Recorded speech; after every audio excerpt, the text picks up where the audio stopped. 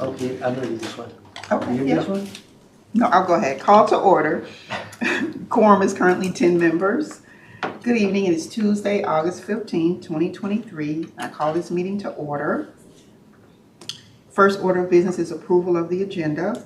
May I have a motion to approve the agenda? So moved. Is there a second? Second. Is there any discussion on the motion to approve the agenda? Seeing no discussion, then all in favor of adopting the agenda? Aye. Any opposed? Motion passes. Okay. All right, next we'll approve the minutes of the previous meeting. And I think we were actually, I think we were approving them for a number of meetings here. Is that correct? As I'm reading it?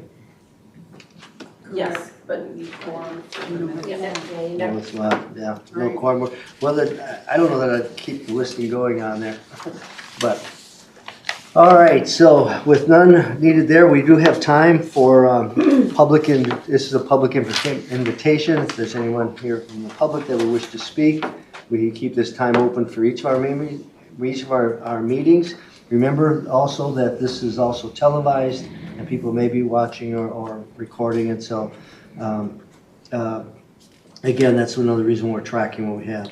And again, there's anybody here wishing to speak? Seeing none,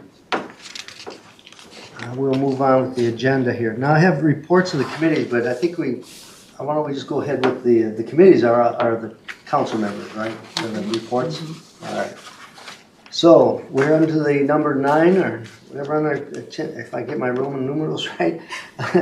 And so we have the Council Workforce Data before us. Marcy Cordes, Interim Human Resources Director. Aaron Koski, Senior Manager Workforce Development, ready to present today. Now I think we know each other, but sometimes our guests may or may not know who and what our roles are, so why don't we kind of quickly walk across the room here.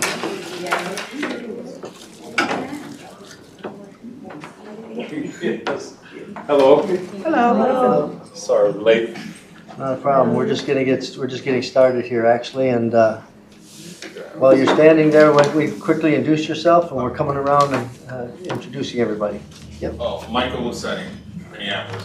Edward McDonald, the fabulous city of Oakdale, Minnesota. Committee member. Toni Carter, Met Council Member, District 14. Anita Rena Davis, North Minneapolis. John Pacheco, Council Member, District 6, or 5 now, excuse me.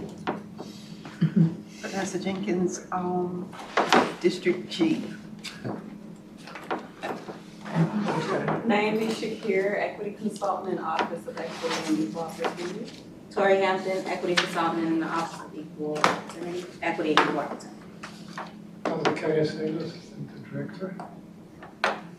Ayla Fuli, Enterprise and Equity Senior Manager, Office of Equity and Equal Opportunity. I'm Kristen Stacy. I'm a committee member from the City of Hopkins. Aaron Koski, a Senior Manager, Metropolitan Council, Workforce Development. And I'm Marcy Cordes, and I'm currently the interim or acting HR Director for the Metropolitan Council. Well, thank you, and the floor is all yours.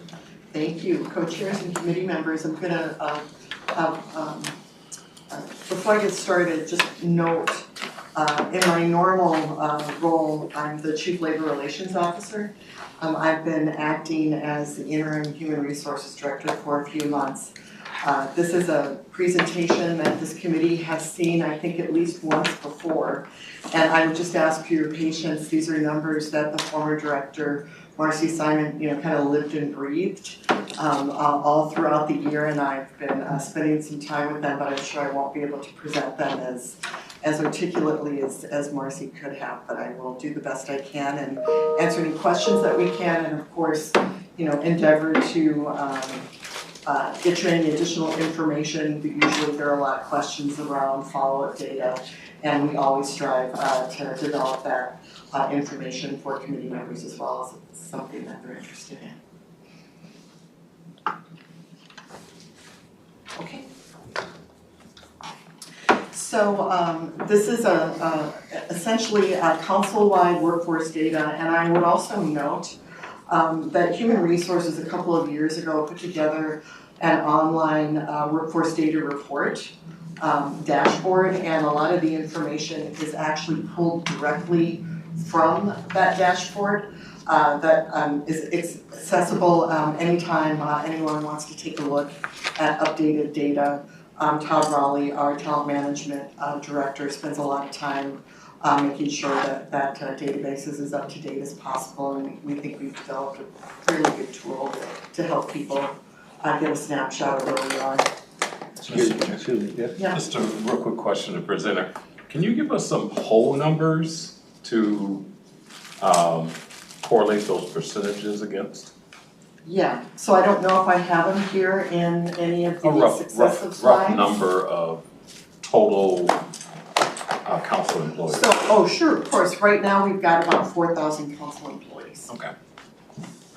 Good enough. And we do have some breakdowns by division because we've got a pretty varied workforce here.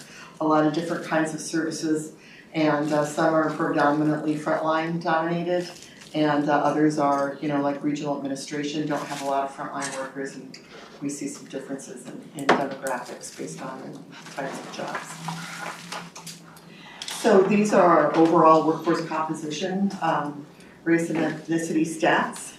And you can see, the trend on people of color versus non-POC. Yambi did ask that we be sure to put a definition of the race and ethnicity designations that we're using, which I have at the bottom, and we're using the federal EEO designations, including Asian, Black, African American, Native Hawaiian, other Pacific Islander, White, and American Indian. We also have a general stat, council-wide, on people of color at management level positions. And we've broken that out. Frontline supervisor, manager of managers, or an overall business unit manager. And you can see the trends are actually similar in frontline and business unit manager, but a little bit different on the manager, mid-level manager positions. And there's a lot of data on all of these slides. So if you want to have me just pause so you can take a look at these for a little bit longer, just let me know, we can go back. Marcy, is there any movement, I know the designations show lumps of categories of people, and there has been a lot of talk about changing those designations, or at least in Minnesota, breaking out to disaggregate different populations. Is there any movement in that direction that you're aware of? I don't know if it's been brought to, Committee Member Carter, I don't know if it has been brought to Todd's attention. We're certainly able to engage and make modifications to how those categories are represented based on work that we can do with OEEO and the data that's available. Sometimes disaggregating can be a challenge depending on the size of the department that we're looking at. So we can't always provide as much disaggregated data as folks would like. I do know that there are a couple of slides later in here specifically on promotions that do have more breakdown instead of, as you said, a lump or a group of people. Thank you. It would just be helpful to always be able to see greater breakouts. Yeah, okay, thank you. This is an overall slide that shows our workforce composition, race and ethnicity, our difference from the regional workforce, the demographic breakdown. And it shows that our workforce, I think the difference in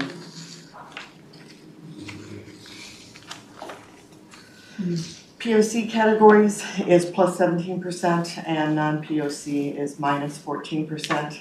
As we get into later slides, you'll see that, again, there are a lot of differences depending on what division of the Met Council that we're talking about when you're looking at these differences in numbers.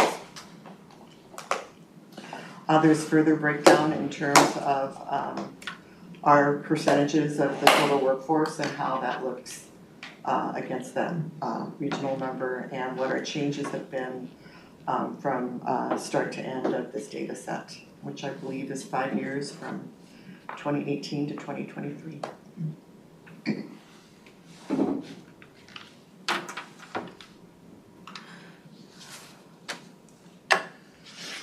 Some additional breakdown.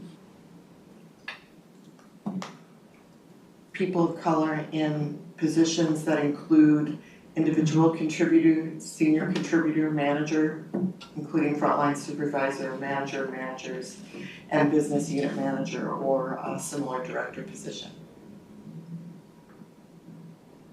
And here you can see some pretty significant differences then as we get into our business lines and how those percentages can vary across our different divisions. Environmental services, of course, the wastewater treatment service, Metro Transit, our most diverse employee population, and then regional administration.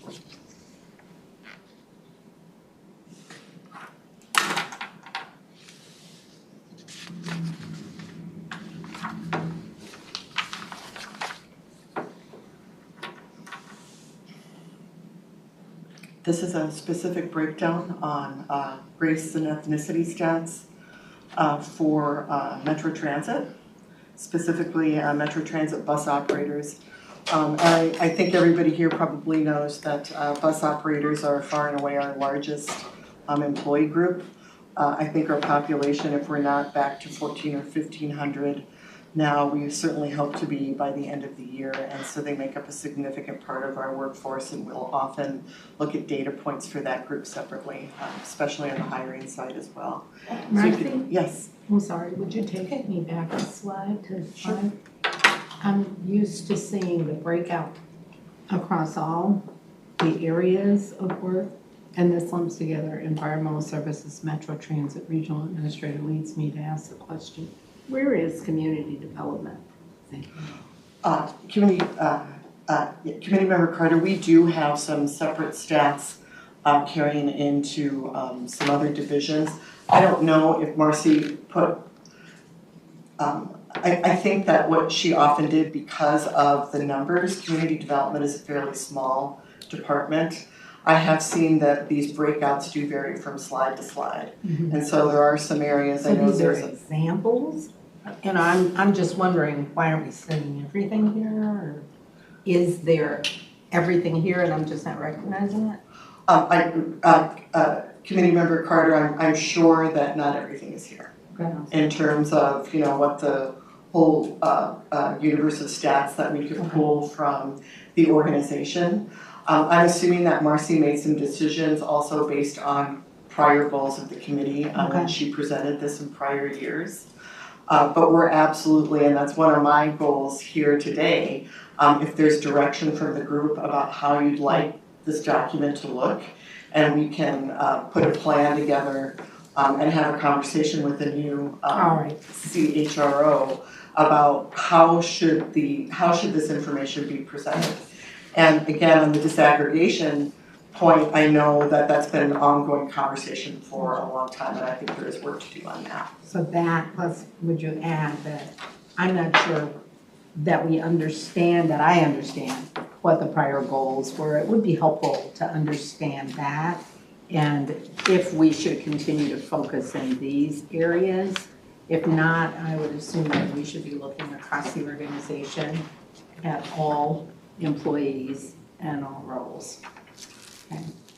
Does that make sense? Yeah, Committee Member Carter, absolutely. And this is the majority of council employees. But again, I agree completely that it might just be, a question of what the conversations have been in the past. Right. I don't know what they have been about, Yeah. What kind of data the committee would like to see. This is essentially replicates what was presented to this committee last year. Gotcha. And I am curious about, which areas would have the greater challenges, and so wanting to see it more. Very good, thank you. Excuse me, yes? Just so the presenter is aware, last year when that was presented, the very questions that she's raising right now was raised at that time, so we were asking for it disaggregated, we were asking for representation across all the divisions. Our goal is to, look at all of that and try to find ways that we can work to ensure equity across divisions and across the employee population. Staking the ground right here. Thank you. No, and absolutely understood, and again, I have always assumed that as we bring in a new Chief Human Resources Officer, that this set of data and, what kind of goals are gonna get set around the information that we collect is gonna be an important part of the conversation with this committee and the organization as a whole. Yeah, Christine? Yes, I just was curious how this data was collected. Was it willingly, or did you require it, or how was it counted? Member Stacy, this data, a lot of it is collected just through our application process.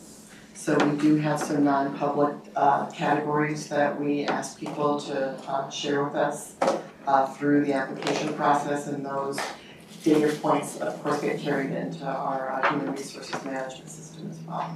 Nice. And it's all volunteer, shared volunteer means. Let's have a couple just real quickly, and one real petty actually, but can we put these like in one slide and one thing? These little boxes here, I'm having a tough time following here. I'll look at the slide, but it's even with my glasses I miss it. But the other thing is, as we are being asked for our input in all of the different departments and divisions in regards to our 2050 plan, how is this presented? Is this going to be a consistent format from 2040, or is there something we're building towards? Chair Pacheco, on that, meaning are we going to carry forward this particular data set? I'm assuming that was the goal when former Director Simon originally put this together. You can see on some of these that we do have either a 3 or a 5 year trend in these numbers. So I think the goal was to carry forward. I do recall, being told that there was a conversation here about the disaggregation of data issue. And again, I know that the size of the cohort makes a difference on whether or not that's available. But I can't give you any more information on the placeholder. And I will do the best that I can as I move through these statistics today, and we'll have a bigger conversation about, what the goals of the committee are and how we can meet those needs for our next presentation of this information. These are basically our mid-year stats. I'm assuming, but I don't know, but I'm assuming there would be another presentation to cover all of 2023 in a subsequent meeting. Mr. Chair, yes. Yes. And hopefully, in that one, we will have the data set for the beginning of the year so that we can measure progress made towards the end of the year versus what the results are. We can go back and visit end of 21. No, this is 23. The end of 22 and then the end of 23. But in your data sets, we're seeing that I can see anyway that the bar is moving good. So. Thank you, committee member, and understood. I'll also review that with Todd Rowley, who manages the dashboard, in terms of being able to present something that shows our progress over the year as opposed to also year over year. That's what I hear you saying. Good.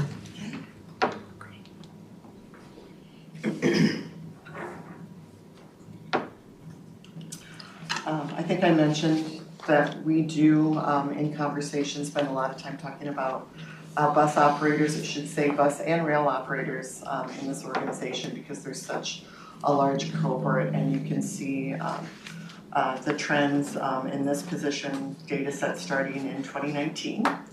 And then we've also got lines for Metro Transit, other jobs for race and ethnicity stats. And a similar kind of trend that we saw on the previous slide as well.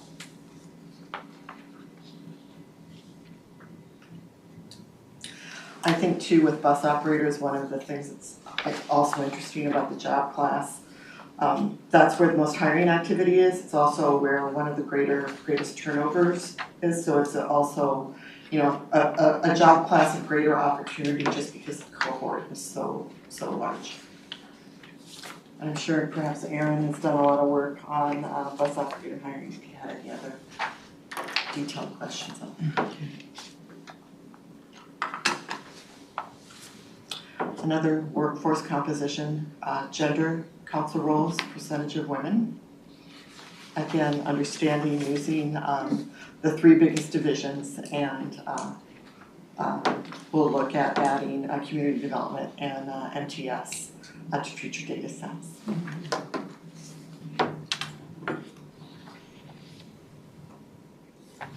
And we have lines for individual contributor and manager as on the other slides. And you can also see, you know, some significant variations in terms of representation of women in certain kinds of job categories across the 3 different groups. And again, the top line is the percentage that would be in management roles of women who are employed in this area. Correct. And the bottom line is the percentage of all women. Wait a minute. The percentage of women who Councilmember are Carter, in individual contributor roles and manager roles, yes. Okay. And all of those divisions. So non-managerial roles in essence. Individual contributors, yeah, 2 levels, but non-managerial, non-supervisory roles. Got it. Yes. Is the individual contributor role inclusive of part-time or professional services?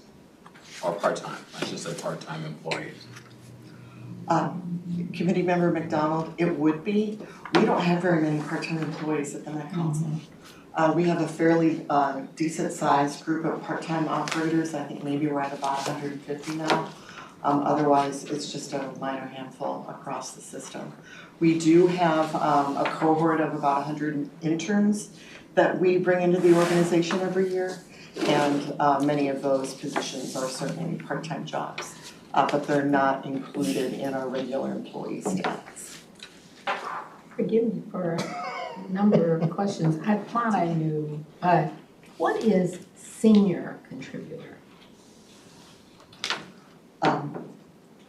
Councilmember Carter, I'm assuming that these are just divided up in terms of, you know, we do have senior level positions versus frontline positions, and I think it's a way to divide up the individual contributor universe maybe between frontline employees and those that have higher level positions where they might engage in work direction. So here, I don't see frontline. No. That's the, okay. No. But I can assume based on the percentages of managers and individual people. And we'd be glad to, I'd be glad to find more individual information on the definitions that we can send in a follow-up email. But it does seem if I add these 2 together, then the result, or the balance, I should say, would be frontline. Is that true? Would be included in that line, yes, absolutely. Got it. Yeah. I'm sorry, just trying to get familiar with how this is oriented.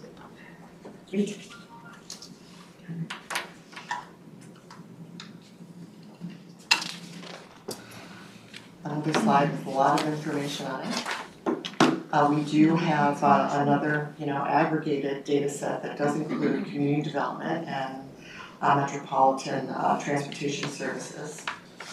And this is another gender, race, and ethnicity differentiation put together in a different way that does also have additional breakdowns by categories.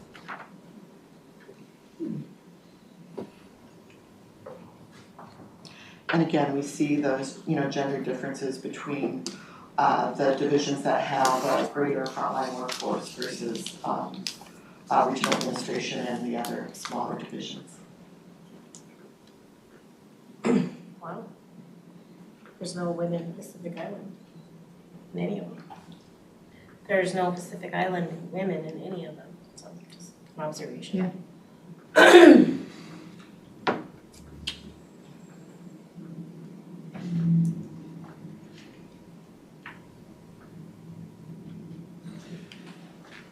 Mr. Chair, to the presenter and to her point, by disaggregating this, it helps us spot things like that. And then where we can be of any help to reach out to that segment of the community to say there is a need, and obviously that data reflects a need for Pacific Islanders to bring their skills, qualifications to the table to be considered for employment opportunities. So it's a vivid point of why disaggregation becomes important. Otherwise, it really does not help us do our equity work and ensure that we're just all being fair.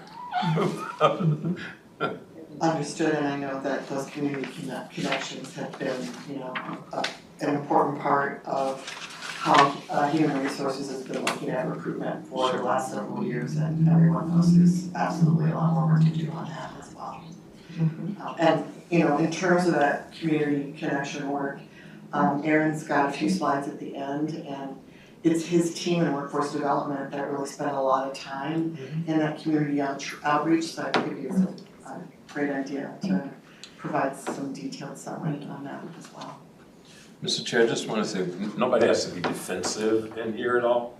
It's not like we're, gotcha kind of thing at all. We're just really here to just help. That's basically it, so. And so don't feel like you're in the, the lion's den or something. We're all just here to help. Thank you, committee member. I don't feel like I'm in a lion's den at all. Thank you. And we do want to be able to create, at least, as I help with the transition to the new HR director, I do want to really help that individual, be able to prepare information and give this committee and other committees as well the data and information that we need. It's going to be a long transition period. I'm determined that we're going to do whatever we can to make that individual successful. Great. Meet those needs.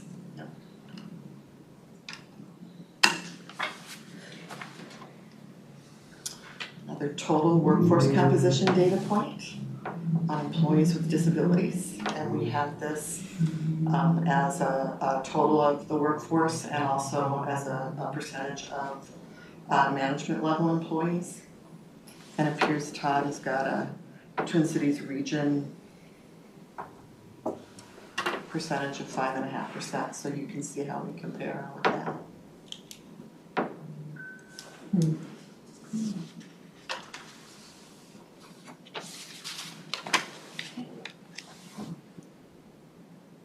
I'm sorry.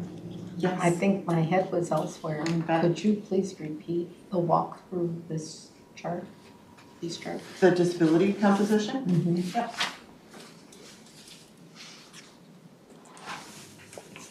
I don't know the acronyms here or initials. Abbreviations. That look like all the divisions. It's like Metro. Oh, Transit. Councilmember, yes, this is, yes. Thank you. And all five divisions represented on the slide, so. And again, I do get your point about, why do we show on some Certain slides and things, not others? Because we certainly do have a lot of total. Yeah, it does get confusing, then you kind of lose your thought around looking at this from an equity frame if whole numbers aren't presented and you got percentages. It's like the trickery of the 50s and the 20s. And I know we're in the 2000s and 23s. And our percentages here are really lagging behind the region significantly, with the exception of the regional administrator and community development. That's my interpretation here, right? Yes. Yeah. So this is helpful because this is clearly an area where we need to understand and do more work, you know, with respect to the types of work that we have and the opportunity for people with disability to occupy these positions, and then an action plan. Those are the kinds of informational presentations that, you know, I would hope are happening elsewhere in the organization, and that we can get summaries up to understand the work in process. Stacy? Yeah, and my Kristen? comment too about this slide would be, I mean, 2.6 means nothing to me compared to 5.5. Is that 100 people? Is that 10 people? Mm-hmm. So having that kind of clarity will assist, I think, people watching this and us as well. Thank you, understood. Yeah, there's not a total of the total organization as opposed to percentage of the individual divisions. Mr. Chair, when I look at these numbers, I think about the Olmstead consent decree that the state is operating under because of issues of discrimination against persons with disabilities. And that's been operationalized for at least the past 7 years, maybe longer. And they're doing some pretty good work in terms of outreach to that community to, you know, do a better job of integrating that talent into service delivery for the state. Committee member, that's a really good point, because I know that there has been some utilization of the state resources. We're not a state agency, but we often do rely on state resources because we are still part of the cabinet. And I know there's been some utilization of some of the folks and their services up there. I think that would be a good report back if you'd like in the future as well. And I'm sorry, apologies to the chair. We have not been asking permission to ask questions. I know. I apologize. No, I think I'm a little more lax than most of them, so I'm fine with the way we're proceeding. It's a lot easier than saying council member this, council member that. But anyway, thank you for asking though. Final, is there a benchmark for the Twin Cities region for the management level?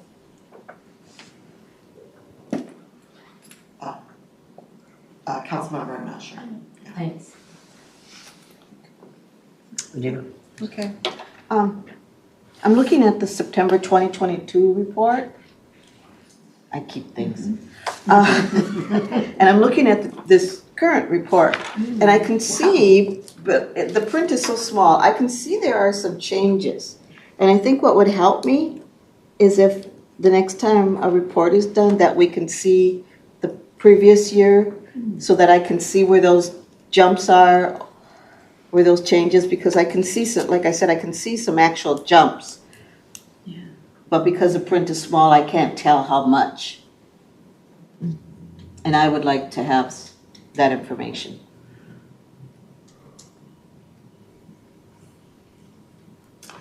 Committee member, understood, thank you. Thanks. Yes. Mr. Chair, maybe this is a point where, and I'm willing to do this, is to put together a reporting format that would help get at all of those questions and at least bring it here for discussion. You know, just if you don't mind, I'd love to just flush it out, bring it here. That would disaggregate everything, give us the whole numbers. It can be utilized by division to format everything the same way. And it would be simpler for us to be able to look at it and do what we need to do in order to help with, dealing with any deficiencies and celebrating accomplishments that have been made.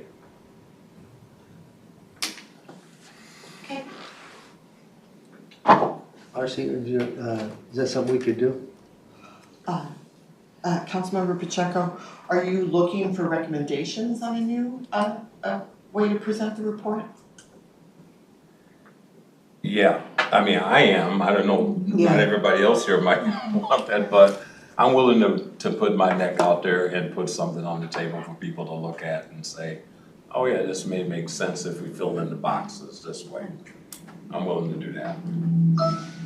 I might offer that at this time, as we're in transition with human resources and the director level position, that it may not be something that's actionable right at this point. I'd like to hear whether or not it is.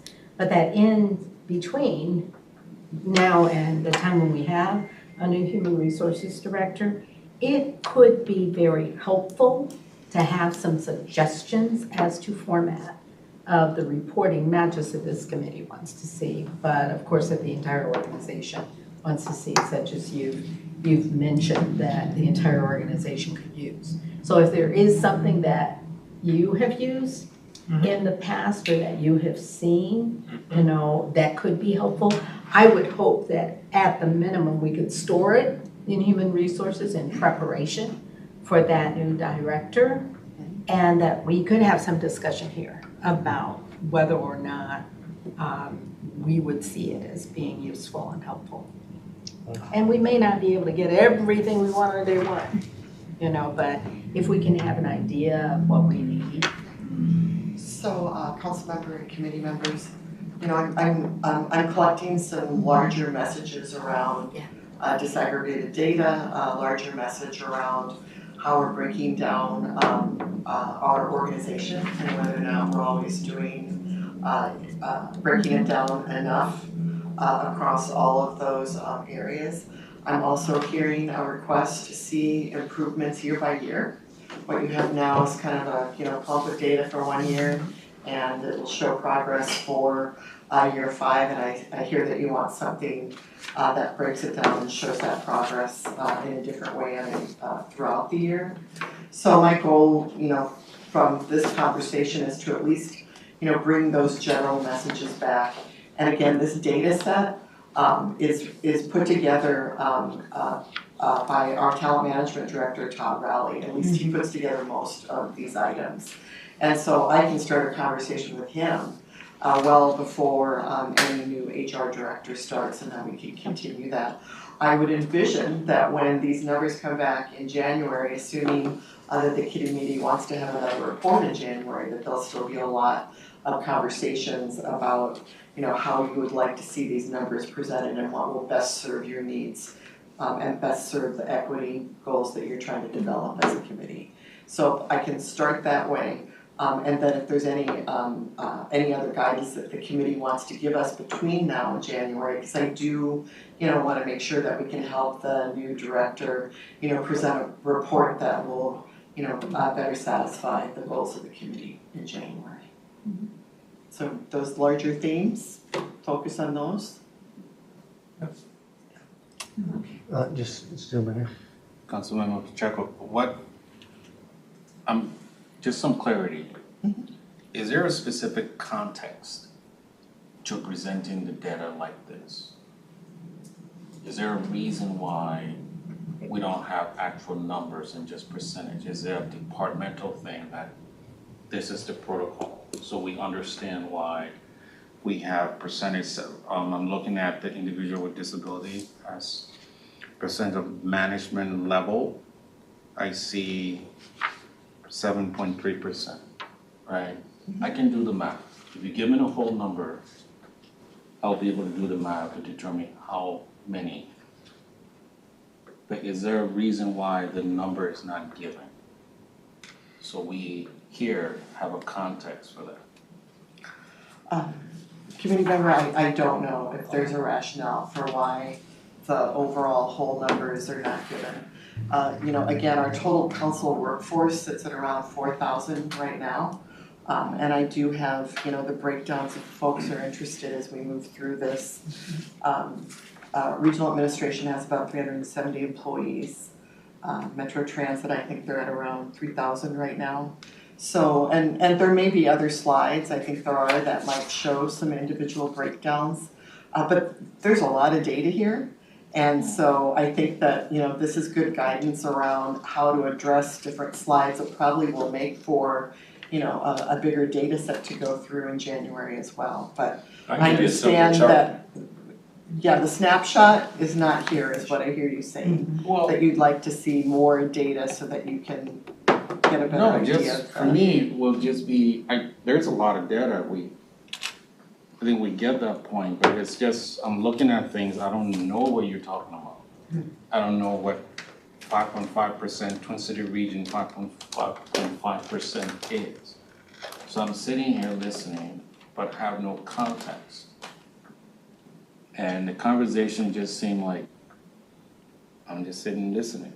I don't know what the numbers are, I don't know what 2.6% is, I don't know what 2.6% is, but I'm just listening, right?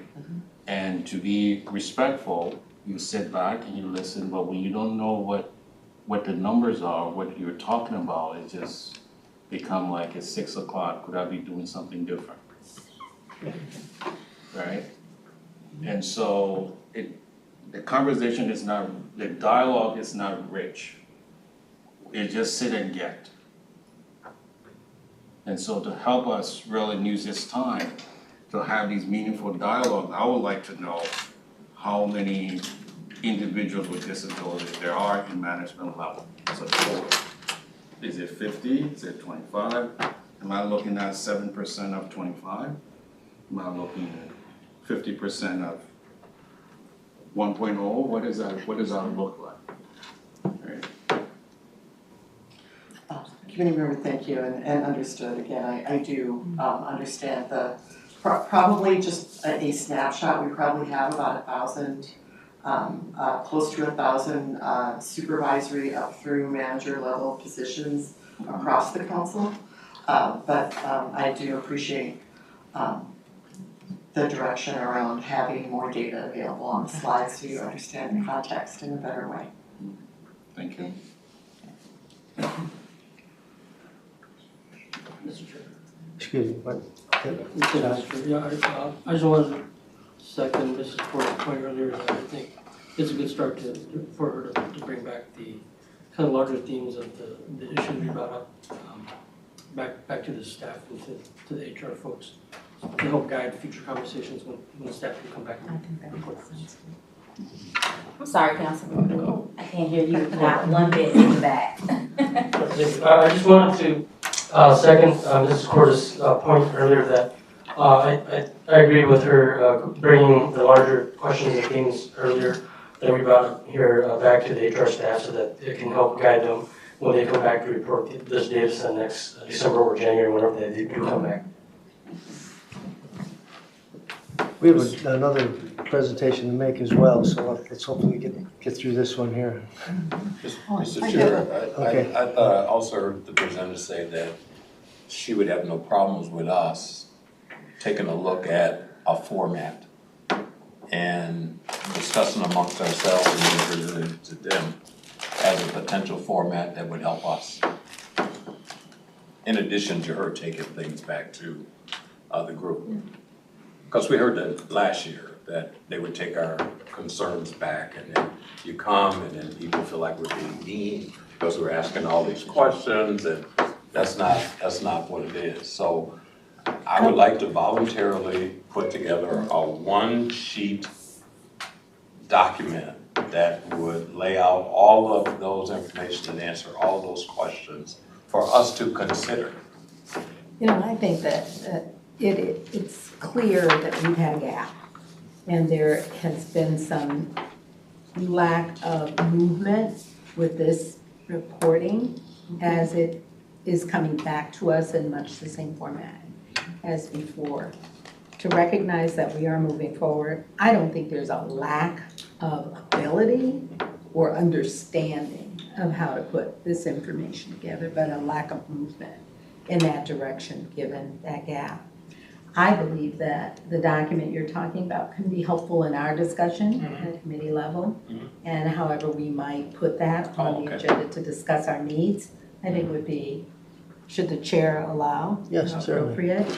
At the same time, I think that Human Resources has the job of interpreting our request and formatting that to assure that it meets not only our needs as a committee, but that it meets the organization's needs moving forward. And again, I don't think there's a lack of understanding or skill, or even desire to do that, but clearly some gap that has kept some wheels from moving forward. We would not want to see that continue, and anticipate that this discussion is enough to gain a response from you as to what can be provided and when. And that then is the discussion that we want to have. You know, does it provide what we need? And if not, then how do we cure that? So I appreciate your offer.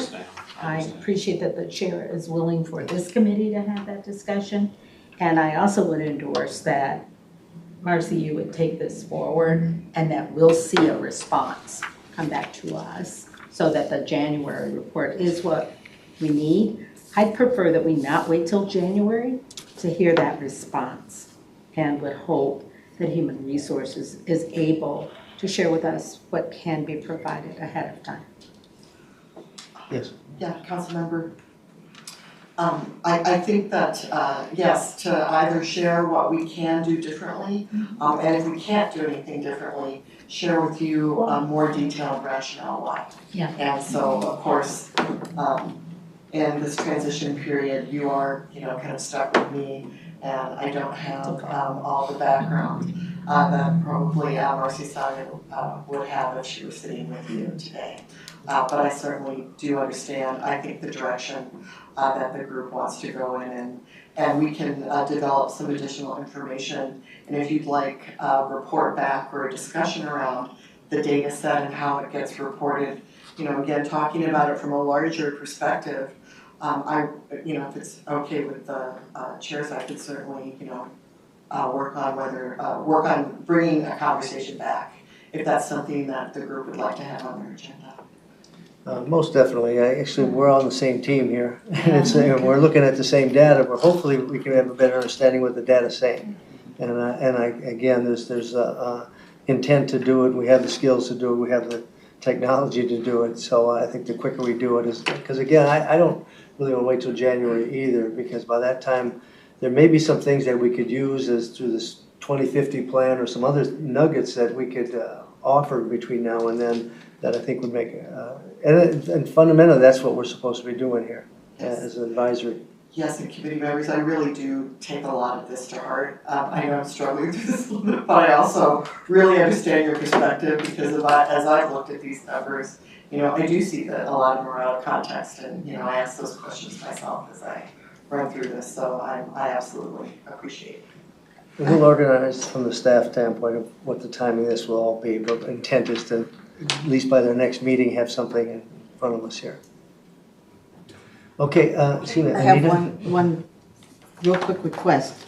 I'm noticing again on the 2022 and the 2023 reports, the composition, gender, according to, well, I don't know if you call them departments, and there's a lot, and the outreach and engagement, there's a lot of emphasis on transit bus conductors, but there's some gaps that hasn't moved in gender equality in areas like environmental services. And so I'd like to have some information of how you're going about doing some community outreach and engagement on those types of jobs, aside from the transit bus conductors. And I appreciate that part, but there's such a variety of opportunities at the Met Council that could be filled. And so I'd like to see a little bit more emphasis on some of those other positions. Committee members, absolutely. We do see that very distinct trend in environmental services. I know that a lot of those jobs have been traditionally male-dominated. We do actually, hope that the unions that are representing a lot of these workforces are also, working to bring more women into some of those job categories. 49ers is our biggest group down there. We've got several other trades groups. I absolutely recognize it as a challenge. They are in conversation, but I'm not sure to what extent Aaron has been involved with them, but they are looking at creating some training programs and programs that have been, and again, this is part of Erin's presentation at the end here, those training programs have been really critical in diversifying the workforce in a lot of high-need areas, particularly because we tend to focus them on recruiting needs, but in terms of too many vacancies, but they can also be used to focus on changing, the demographics or stats of your individual workforce. But that is work that is just beginning in environmental services. Yeah, I had a question. In terms of vacancy field, I know at one point there was a lot of job fairs for bus operators and rail. So are you satisfied with those numbers? And then also we had some presentation in regard to an RFP for safety on the trains. Do you have any information about that and how that's going? Community Jenkins, and probably to some extent, our bus operator hiring has been exponentially increased this year. We did a couple of things, and again, Erin was a strong partner in that process as well. We made an adjustment to wages last year to the bus operator and rail operator job category. We found that we were having difficulty recruiting in the job class. A lot of tensions or pressures through the pandemic, reduction in service. They really couldn't put as many buses and trains out in the system as they wanted to. So Metro Transit and Human Resources really stood up, basically a working group to increase our bus operator hiring processes. So far, I think we've had about 1,500 applications that have been processed by HR. We've hired a couple of hundred operators. It is allowing Metro Transit to increase their service effective the September pick, which will be in a couple of weeks. So they're pretty excited about that. We also, as part of the changes that we made in operator hiring earlier this year, we were able to get an agreement with the union to hire train operators directly from the community. Right up until this year, we were only allowed to pull from the bus operator ranks into the train operator position. So that's given us an opportunity to recruit directly and get people that are only interested in that job, and helping us build those ranks out a little more readily. So that process has also included an increase in the number of bus operator hiring events. I think Erin has been to a couple of those. Metro Transit has really gone all out to make those kinds of events really attractive to people, and they want people just to come and drive a bus, even if you're not going to apply for a job. A lot of this also happened concurrently with the opening of the new North Loop garage in the North Loop of Minneapolis. Rather impressive facility, and it's given them an opportunity to try and bring the community in through access to that facility as well. So there's been a significant amount of time and attention on operator hiring, and the goal is to have a full complement by the end of the year. We're still hoping that we can get there, and so that they can run full service that they're interested in providing. The other question was on safety. Right, the RFP that was out. RFP that was out, they said, so that the public, the riding public, and then also the staff would feel safe on the trains and the buses. Committee Member Jenkins, I don't have a lot of detail on that for you, other than they have implemented a security vendor, and they are, placing some of those individuals at a few stations around the system.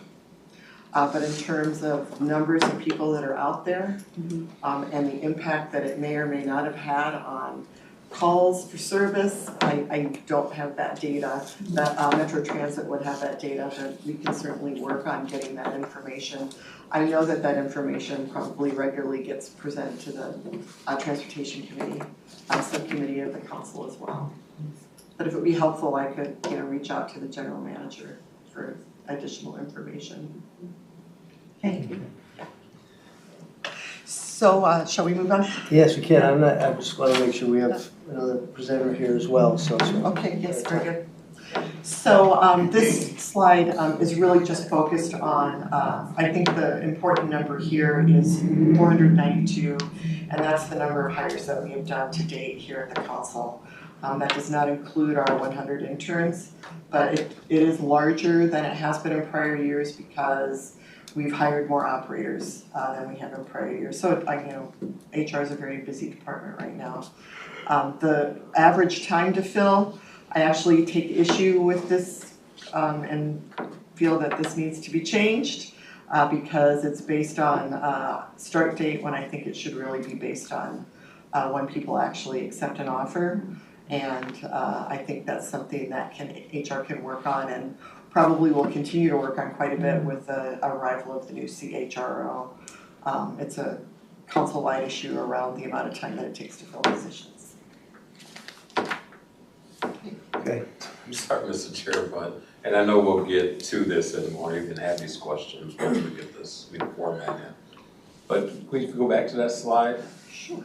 Is there any reason why, or did I miss something where that vacancies filled are not disaggregated by people of color and non-people of color, or even more disaggregated by the construct that they all live by?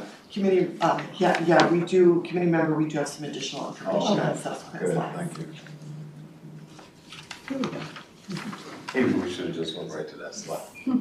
Okay. Vacancies filled council-wide, people of color and women.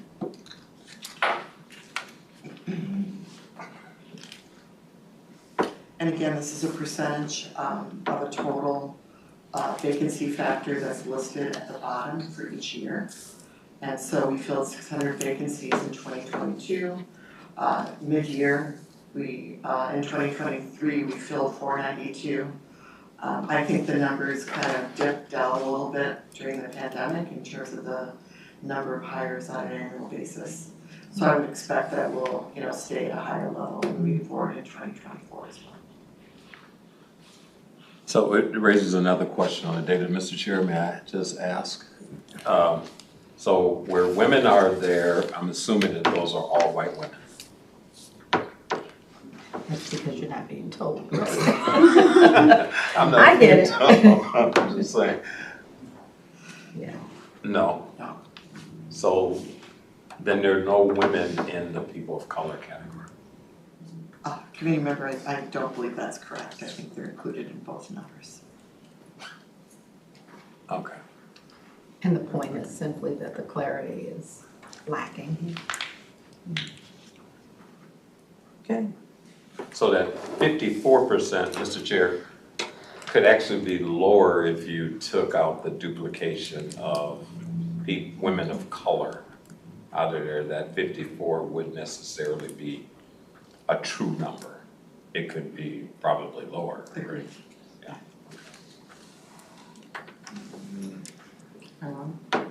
Women could be lower than people of color. Correct, women would be lower, but not, yes. Yeah. People of color would not. Would not be. Thank you. Okay, that's fine. Don't worry about it. Well, the women cross over both Yeah, categories. Yeah, okay. I see. It's still contextual and we'll look for that. Yeah. Vacancies filled by division, and there are more divisions on another slide. Our three largest divisions, same data set. And vacancies is not just new employees coming into the organization, it includes internal movement as well.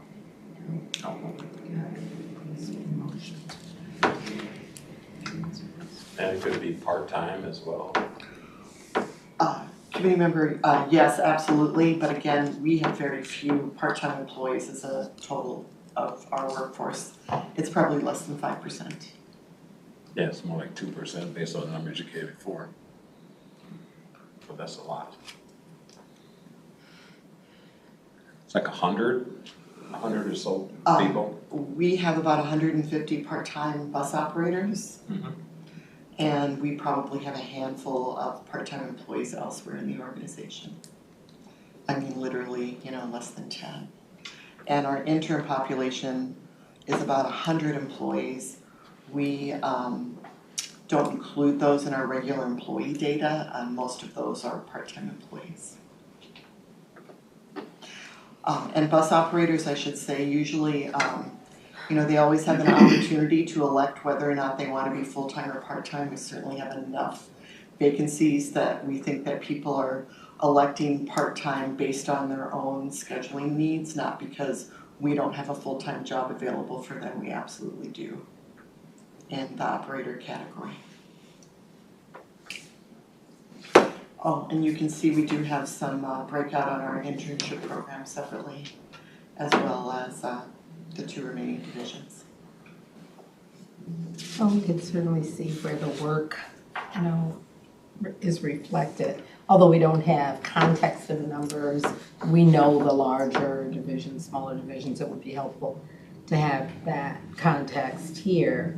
But we can certainly see the difference between certain divisions who have a propensity to fill jobs and are able to get people of color and women into greater percentages, and those that are having more difficulty. So the questions are teased out here. What are we doing about that? And how are we developing those internships, hiring opportunities, outreach opportunities in such a way as to guide those, help those divisions who have these lower percentages to change that picture. And those are the kinds of informative presentations I look forward to in the coming year, so that we have a better understanding of what our needs are and how we're working to address those needs across the organization and specifically in areas of need. Thank you. Thank you, understood. Okay.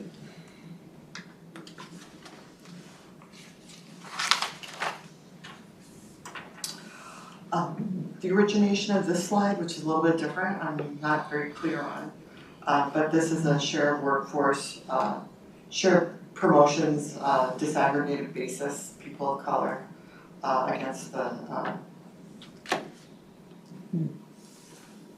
total set of promotions across the organization.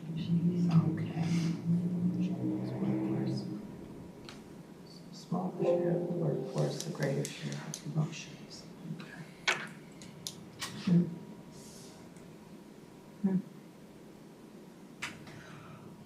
I would imagine disaggregated in part because it reflects, a larger data set than we're able to pull sometimes in smaller divisions. That's part of the conversation that we'll be having about that issue. This is a very informative slide. Pardon me? This is a very informative slide. Yeah. Good. Understood. Gives good insight. Good work. Or work needed. Good work needed. I'm sorry. But it is. It's very helpful. Thank you. Very good. Thank you. Total applicants. It is shown as a percentage of applications which are listed on the bottom for each year, at the bottom of the slide on the left. I will have to say I was looking at the grid on the right this afternoon. I was really having a hard time understanding the value of that particular data set, because it doesn't tell us how many it tells us how many people applied, but it doesn't tell us how many vacancies we were filling. Now we do have other pieces of information here that do provide that in graph form, but I did recognize that the context is not really here on that grid on the right. And I should just note on the copies that you have and them being slow, I think that I'm sure we could reproduce these and email out something similar to what I have if the committee would be interested. I'm slow in uptake here. But it does appear to me that if we saw applicants and hires together in those categories, it would be more helpful. The data over here shows the applicants and the hires, but just reflecting that together by category would be helpful. The disaggregated, yeah, okay. Councilmember. Yeah, thanks, Sheriff. Yeah, I think an interesting data point we could, that would be helpful too, is if we could track internal hires and what that, if that can be represented somehow in one of these graphs, because it'll be interesting to see how that might be helpful with retention. At my workplace, I work at a medium-sized nonprofit, and for all our job postings, the first week is for internal folks only. So when a job opens in my organization, the first week is only for internal folks who might want to apply, and after the first week, we open it to the public. And so if we, whether or not we have such a policy like that, for example, if we do represent it somehow in these slides, that'd be great. Marcy, how many more slides you have? Is it? On the data, and then Aaron does have a few slides that he can go through if there's time for the committee. Sure. So the last slide, data slide that we have shows again information on vacancies filled, people of color by management, and these are hires, rehires, and promotions into the management positions that do include supervisory. I think because there is a lot of data on this sheet, that perhaps the summary data that they included that give us information on how many manager vacancies were filled, and 9 women, 9 POC, and then there's an additional breakdown of the 3 largest divisions there. Yes. I have a quick question. Can we go back to the last 2 slides? Sure. Share workforce versus share promotions. Is there any contributing factor that leads to the numbers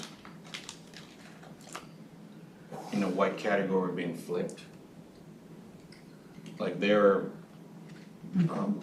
65, look at the first slides, 116 promotions. There's 65.7% of the workforce, but get 73.3% of the promotions.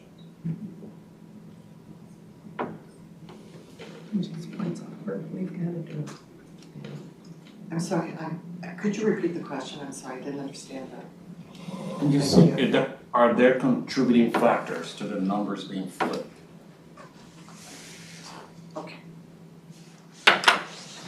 Co-chairs, committee member, one thing you may want to consider is that the most diverse job class we have is bus operator, and the most voluminous job category we have, and that really does not have as many direct promotional opportunities. Okay. So that may be one contributing factor you see that. Yeah. And the same thing for the other section of the slides, the same thing for 2022 to be this. Okay.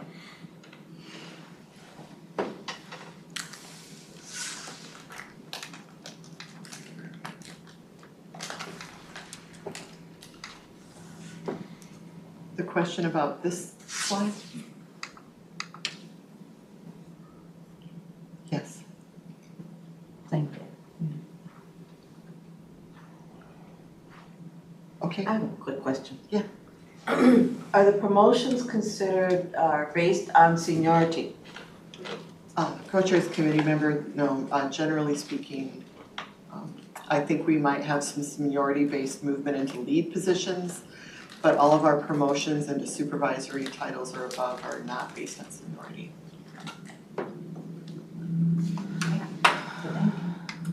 So it's largely based on the category or positions these employees are in. So if I'm in a job that have fewer opportunity to get promotion, then the numbers bear it out.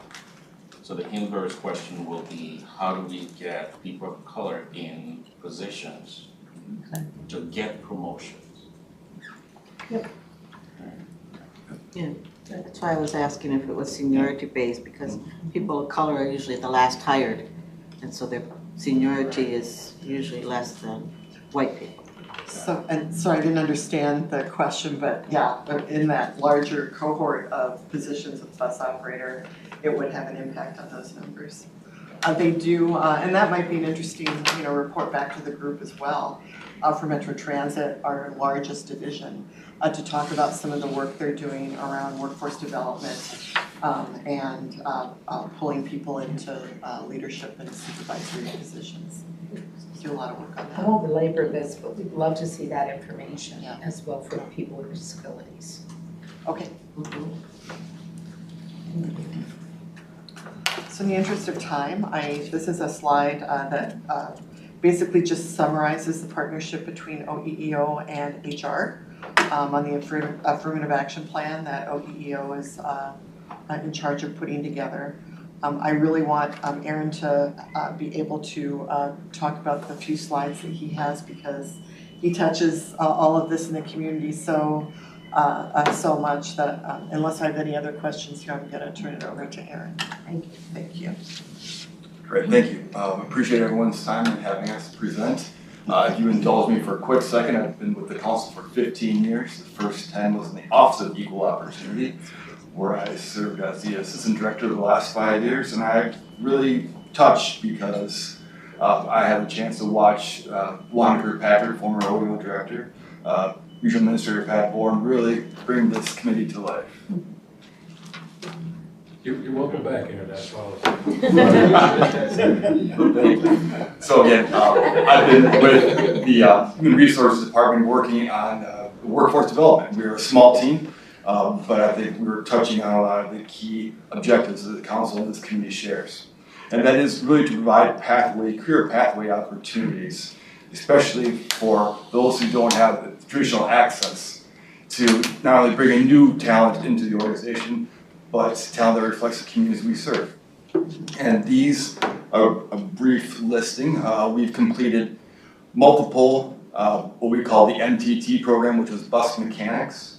Building Strong Communities is kind of a partnership with the construction building trades that helps diversify the contractor workforce that builds our infrastructure.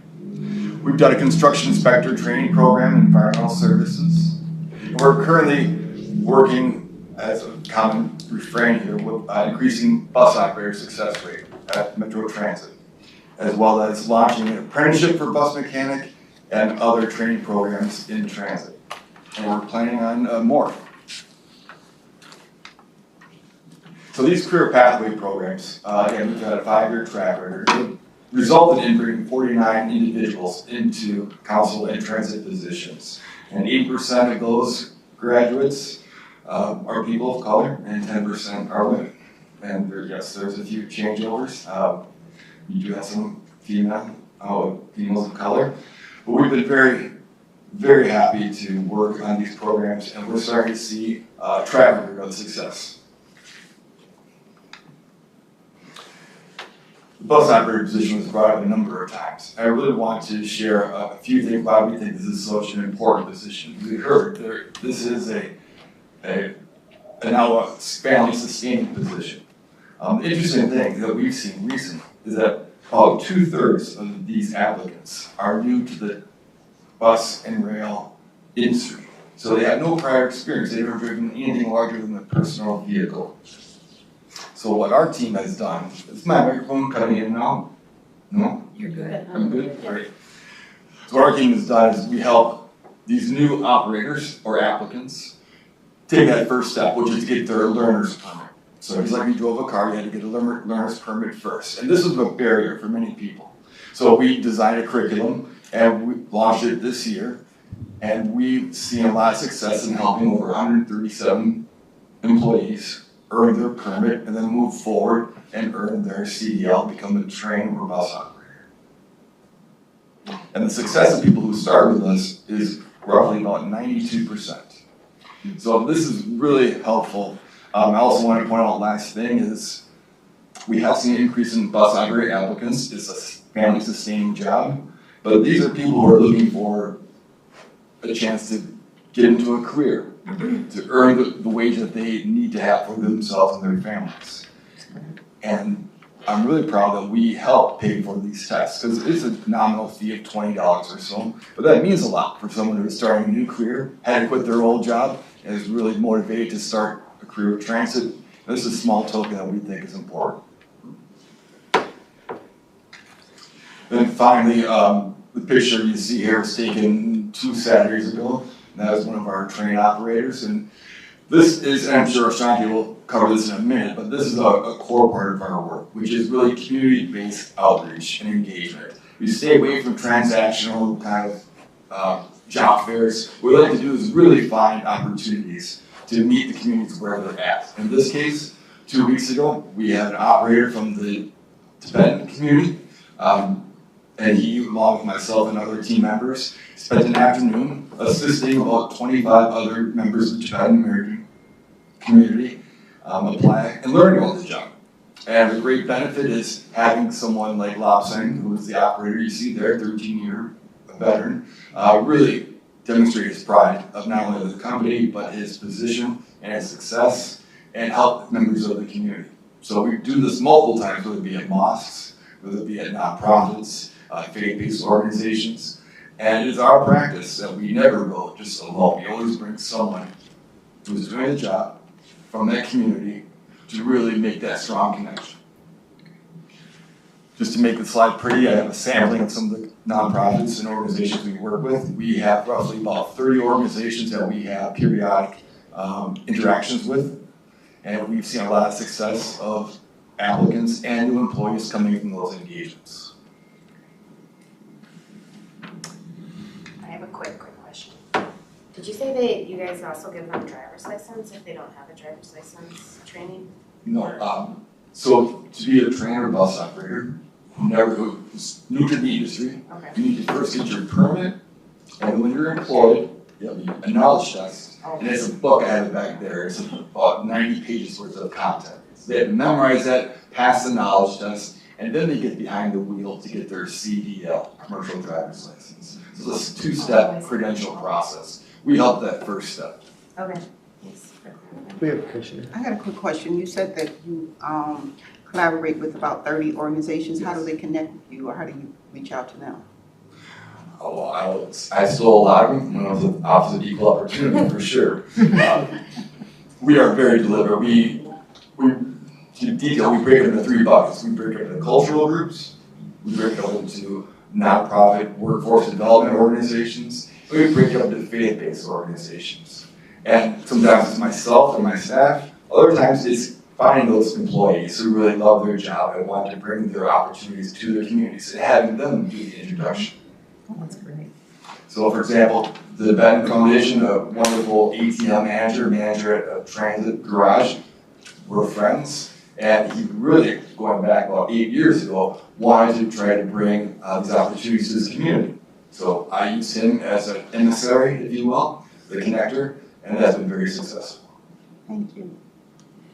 Yes. Mr. Chair, do we provide, or Met Council that is, capacity building money for any of these organizations to help you with that and to sustain their work? Under co-chairs, community member, we have explored and we've actually executed pre-pandemic a few of these, I'll call micro contracts, if you will, that recognizes the resources that these community organizations take on to help us promote these opportunities. And we've done that both in free advertising on our buses as well as other compensation. We are working and will continue to explore other ways to do that within the council policies. Councilman? Thanks, Mr. Chair. Aaron, thanks for your great work. In the slide showing all the different cohorts that you run, some of them have sunsetted in like 2023 and 2020. Is the reason they sunsetted because we run out of money, or do we not just continually fund them because of an immediate need situation? That's a great question. Thank you, co-chairs. Committee member, I'll just go for those 3. The top one, the MDT program, evolved into the current registered bus mechanic apprenticeship program. The Building Strong Communities, which was a collaboration with us in the union trades, is now 100% owned and operated by the building trade unions. So we still benefit, but we handed it over. And the construction inspector training program, we anticipate will cycle back again. This is a smaller group, so. I'm sorry to interrupt here, but we're not gonna have a lot of time left for our next presenter. How are we doing? Thank you. Thank you. Thank you. All right, thank you, this was very helpful. I think the next thing we're gonna get even better. Yeah, thank you. Thank you so much. Bring your boxing gloves next time. Hey, you know, I was gonna say, you know, people can tell jokes, you know, and not to get off personal.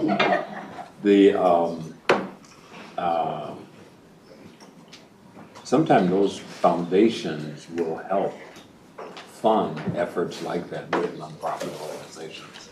Just keep it in mind. They're looking for those kind of collaborations. Yeah. Thank you. Somali tea. I'm sorry. Oh, you good.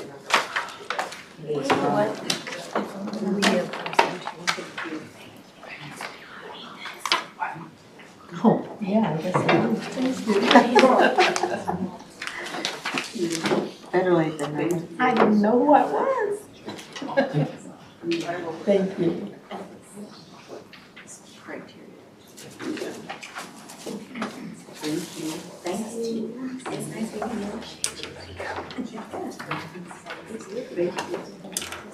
All right, we're gonna transition to our next presenter. I'm not sure, Ashanti, how much time do you need here?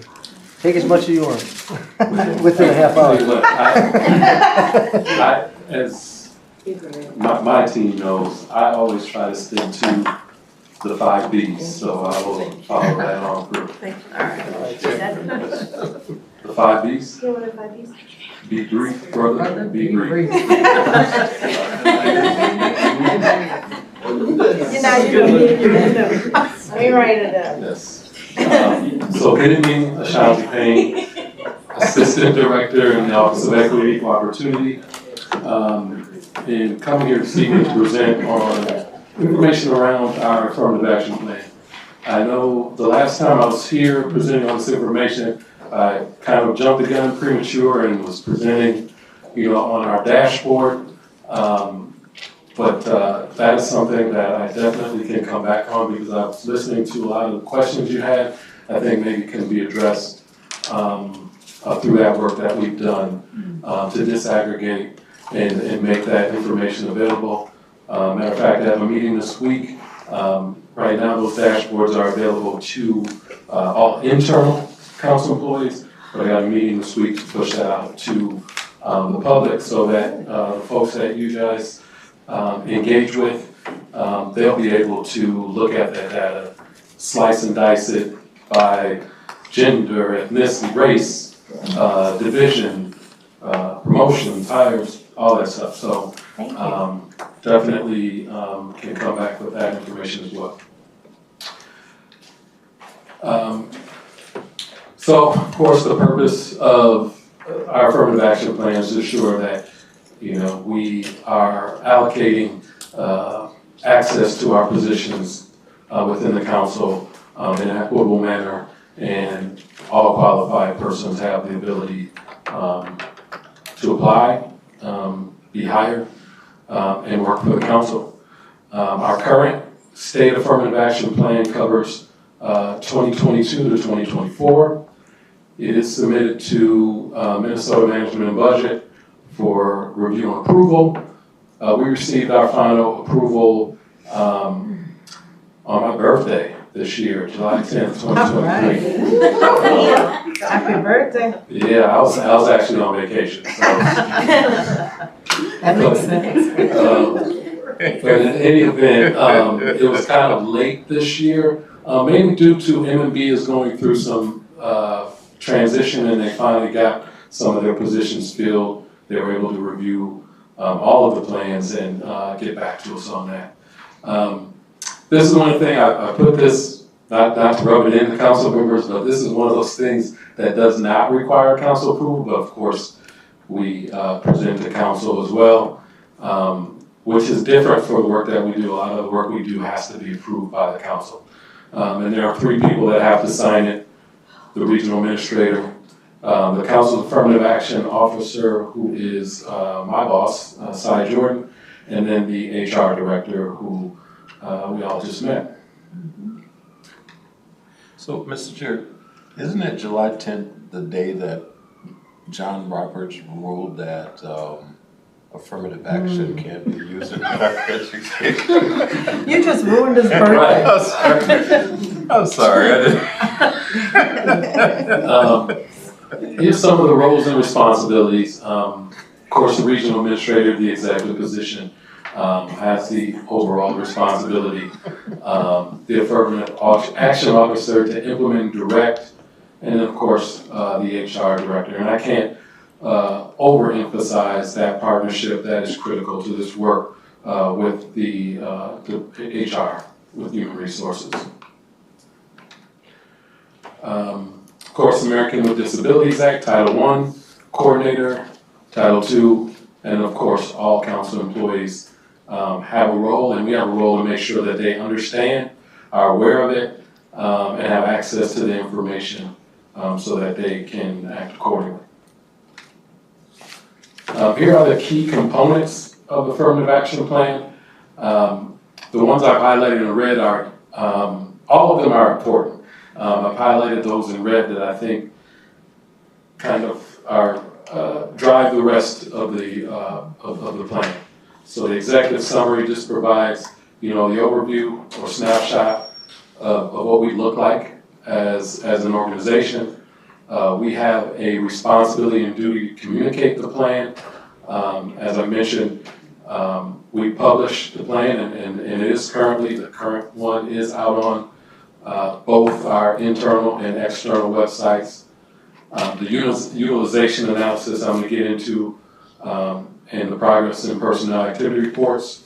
And then when you have underutilization, you have to implement corrective actions and methods of addressing that underutilization. And then I don't want to leave this out, methods of auditing, evaluating, and reporting program progress and success. And that's where those dashboards come in. Ashanti, Yes. are the corrective actions determined, self-determined, or are they determined for us based on lack of progress in key areas? Good question. Co-chairs, Councilmember Carter, those are determined by us, and then again, they get approved or not approved by Minnesota Management and Budget. Oh, okay. So the data components, snapshot data, again, is just what we look like. Here's what we look like at this point in time. Hires, rehires, self-explanatory, promotions, separations, all kinds, including temp, and I heard some of these questions, so I think it's important to mention that all of this includes temporary, unclassified employees as well. And also just an EEO job category is a collection of like jobs and responsibilities that are grouped together in the data set. And then our data range is July 1st, 2018 through June 30th, 2022. Then our next plan will take that next 2-year look. And this sounds like a dumb question, but all of this is disaggregated by major categories, is that correct? No, it is not in our plan, but no, it's not a dumb question. Okay. However, we recognize that it's important to disaggregate the data. So you'll see that our dashboards and our information, we disaggregate the data. Our plan that we submit to MMB does not, but we do because MMB does not require it. Correct. But we do, and that is a part of the presentation then, but not a part of what's submitted? It's part, yes, it's not part of what's submitted. And again, if we have time at the end, we can look at all that data. Okay. I do have a few data, but I wanted to kind of set the groundwork. No, this is great to set the groundwork. Yeah. the utilization analysis, we used, and I think this is important too, we used the American Community Survey. The federal government and the census folks expect you to use their data set for 10 years. So that's that 2014, 2018 data set. However, so they don't update it. However, we have a staff and research in our community development that did this work for us to update it to with the recent American Community Survey data that covers 2016 to 2020. So we asked them to do that work, and they obliged. So I doubt if any other organization or agency has done that, but we took that step. We have to determine a reasonable recruitment area for each job category. We chose the 7-county metro. We selected percentages for females and racial and ethnic minorities and individuals with disabilities. And I think I have a question about this as well. Internal, the state requires a 2-factor. So we looked at historical data and relative to how many positions do we fill internally versus externally. And then we weighted those, and that's how we came up with our, what we call a true availability. And then the snapshot data, which is just what we look like. So this is our executive summary. And of course, what stands out is we are underutilized for women across the board in each category. And then, and because I disaggregated the data, most of it and a lot of it is white women that we are underutilized when you break it down and disaggregate it. Also, if you see skilled craft is the one category where across the board we're underutilized. So that's that slide that Aaron talked about earlier relative to those training programs. All of those are related to skilled craft. And that's where we have our most underutilization. Did I hear you say that we're underutilized, particularly for white women? Yes. Correct. Okay. And people always, you know, I get a lot of different reactions when I say that. However, I think it's important to understand context and then also the empirical data or experience that you have. So if you look at, let's say, operators and police officers, our front line, one, if you look at the applicant status, we don't have white men or white women applying for those positions. And operators are our biggest, that's our largest. Of 4,000 employees, they represent almost 2,000 of those employees. So it drives the numbers. Also, we live in a region that is woefully underperforming in terms of racial inequities. And it's important because of how folks get to be determined to be in the labor force itself. And then the other thing is, just as a hiring manager, it's interesting from an empirical standpoint. When I do SME reviews, I always see, well, I don't say always see, but sometimes when you see people like, how did this person make it into my pool? It's never a person of color that I'm saying that about. I just think all of those points are important. Are you explaining the NAs, or did I just miss the explanation? I didn't explain it. There is a little caption up at the top. The X where we are underutilized. NA means where we don't have a underutilization. Also, they've met the numbers? Yes, they're exceeding or met the availability number. But that may look different if you disaggregate people of color. Yes. The aggregate of people of color, you've met that. Yes.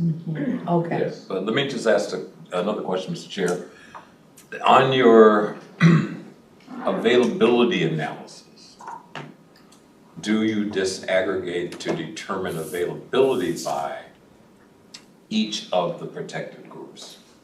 Or do you do it by just people of color? Yes, we do it by each of the protected groups, and women, gender, race, both. So, and again, I would love to come back and You're not show that. required to by MMB, but you Correct. do. But the other point is that our federal EEO program plan does require that. But the thing about that, we only are required to provide that information every 4 years. Whereas our dashboard gets updated quarterly or monthly. So we can look at that data. The last time I looked, I checked, it was updated, it was August 1st. And we can look back at other programs. So again, you can slice and it's really cool actually. You can look back at 2018, 2020 and see what the differences were, where the growth is, where the challenges are. Again, you can isolate it by just race or gender or disability or look at it all together. So yes, we disaggregate it. Shani, could you please give examples of what exactly are skilled craft jobs? Sure. So skilled craft, a lot of them would be, and again, this is interesting, some of our union jobs are trade union jobs. So 49ers, as I heard Mark, which is the operating engineers. So those could be heavy equipment operators, crane operators. Electricians would be a skilled craft. Mechanics would be a skilled craft. But basically a lot of those trade union jobs, which is coincidental or not coincidental that that's that category that we're most underutilized. Yes. Yeah, I just want to point out that I know MMB may be directing folks not to do it, but in statute, you are required to do it by each race group. And it's consistent with federal policy. You can't do something that would be more conservative than federal policy. That would be a violation of federal law to say, well, we're not going to do it that way, even though the federal government says that is the way it should be done. And that can be found in Minnesota Statute 43A and also the operating statute for the Met Council, which is 473. And the other piece that's interesting is that I hear every once in a while here, and we did in the earlier presentation, that the Met Council is not a state agency. So it doesn't have to operate under the rules of MMB that oversee state agencies. I mean, they're just saying, if you're not a state agency, then MMB would have no operational control or influence over what you do.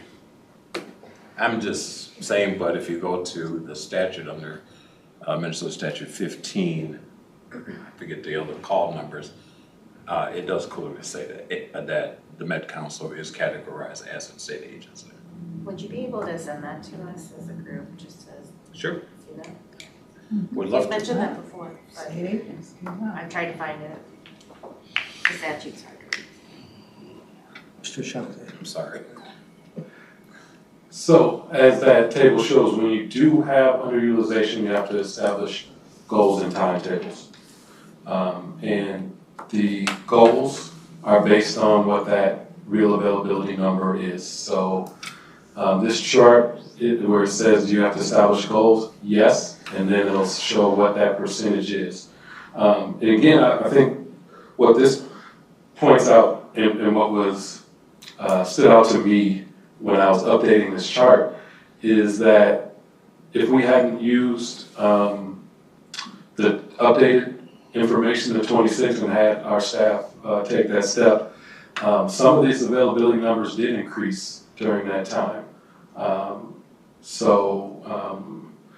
We may not be underutilized, but we would be referencing old data. So, and I will say this too, just in terms of the importance of why you need to disaggregate it both by race, gender, and division, because division like community development, as you see as an agency, we're underutilized women in each category. Community development is almost 65% women, and almost all of that is white women. So it wouldn't make sense, even though as an agency, we're underutilized, to say to that division, you need to recruit more women. Same thing with Metro Transit. You would think that they're a very diverse division, but all that diversity is in the operators, but all their leadership is almost all white males.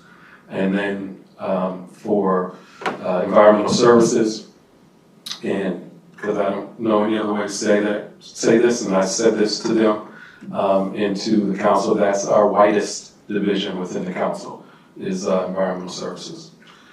Let's let him finish it. Just a real quick question. Let's let him I just finish. want to make a point. Let's It let him speaks to what he's saying. finish, and then ask the questions, please. I can argue with the chair. I All right. can also concede to him. Here's some of the kind of highlights of progress, I would say. We are closing the gap. So as you see here, women, racial, ethnic minorities, their separation rate exceeded what their utilization rate was in our organization. But for both of those categories, it shrank. So we've increased the amount of women within our organization and people of color, and the number of separation rate for those categories have gone down. One of the other things that stood out, and maybe I'll save and talk about that later, but the one thing I will say where we did fall back is individuals with disabilities, because this was not true for the previous reporting period relative to individuals with disabilities.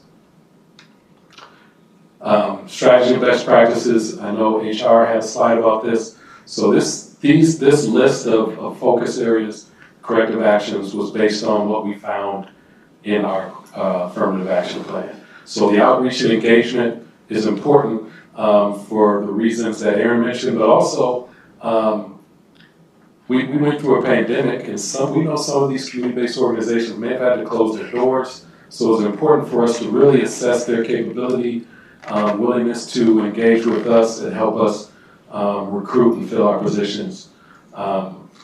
We started an ability internship program pilot.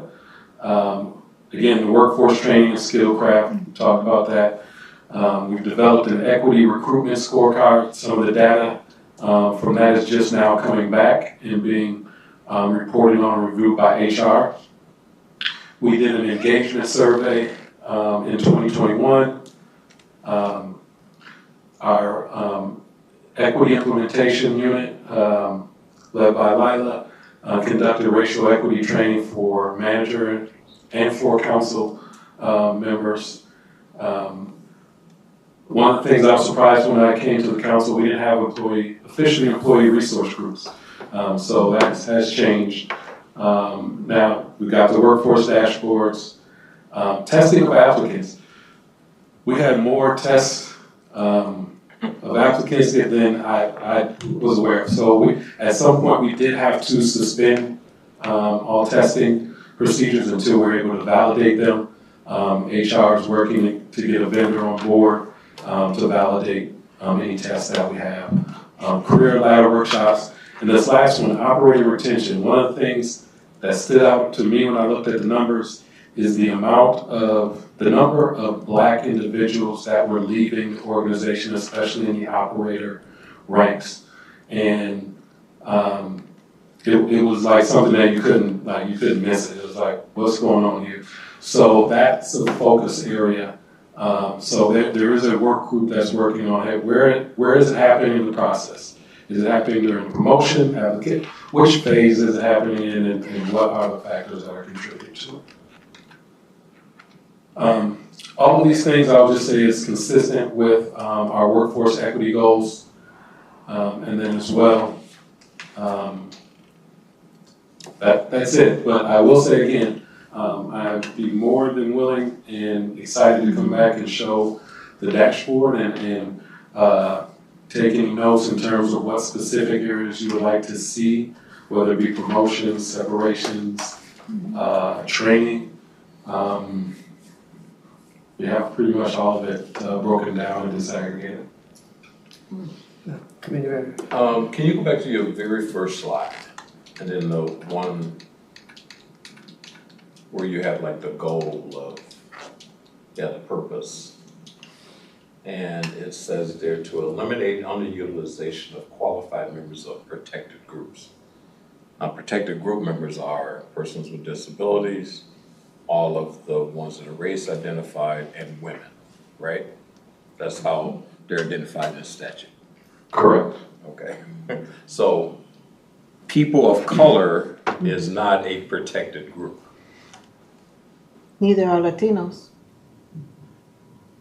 And yes, and actually the statute used racial and ethnic minorities. Do I have people of color up there? No, you don't have that, but I'm just saying it's not there. Now go to the slide where you have your underutilization chart after you've done your analysis.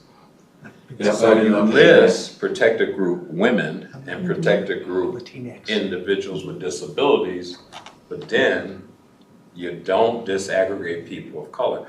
And all I'm saying is that it does no one any good to have this kind of hoodwink and bamboozle going on when we're trying to get at equity and fairness. I mean, and that's it. So people of color is not a protected group. So why is it a category reporting out? And you're reporting out after the fact information. This is not like you're disclosing, the race identifier for a person. This is, these are hard numbers of people that you can visually see, or they voluntarily reported it. So it doesn't make any sense, and the statute wouldn't be written that way. And then we have to continue to come here and then have it presented to us, and we're supposed to just absorb it and just accept it as fact when somebody else is inside in an appointing authority position, basically perpetrating this. So what I was, co-chairs, committee member. First and foremost, we're not arguing with you. And I didn't change this slide, I missed it. So it should say racial and ethnic minorities, which is what's in the statute. And that is what we report in the affirmative action plan. And again, we don't argue with the fact that the information needs to be disaggregated, and that's why we do it, because it's important to understand the information for all those reasons I mentioned, not just gender and race, but also by division. And that's why we do it.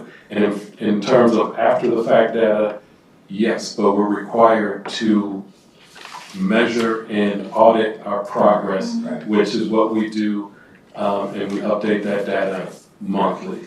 So yes, no argument. Councilman.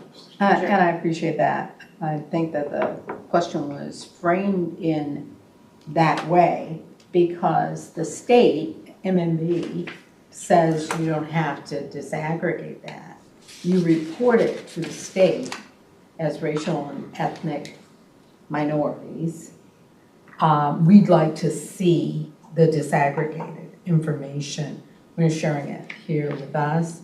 And it seems that we'd also want to be a part of the choir that expresses to the state the need to see that data not only here, but that the state should also be collecting it in that manner. I understand what you just said to be according to statute. I am going to look back at that. I encourage us to all look back at that. I know we're going to report to the state based on the format they want to see. And that's the information that we have here. We'd like to see the disaggregated data here. And I know you have it as backup, which is great. We'd request here, and I hope I'm speaking for all of us, that we see the disaggregated data as well. We have a question. Yes, I just wanted to respond to Committee Member McDonald. And I just wanted to read from the statutes, Minnesota statutes 438.0